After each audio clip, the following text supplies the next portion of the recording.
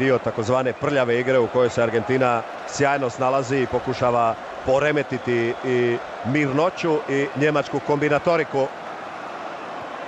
Kroos. Schürrle. I evo prostora, evo sjajne prilike, evo pogotka.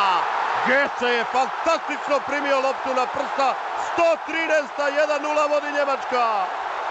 Schürrle slomio dvojicu Argentinaca, tamo ubacio. I Mario Götze dovodi Njemačku u vodstvo 1:0.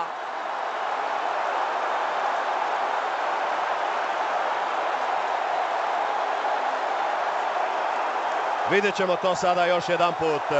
Nevjerojatno dobro primljena lopta Götzea u teškoj situaciji.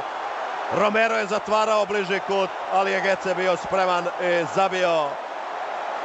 113 minuta smo čekali na prvi pogodak u ovom finalu. Schürrle je napravio lavovski dio posla. Pobjegao je ovdje, prvo svom čuvaru, onda je izašao De Michelis tamo iz toga dijela. A Götze, pogledajte, prekrasno primanje, spušteno i odmah iz prve kontra stranu do negdje je Romero očekivao to. Njemačka vodi 1:0.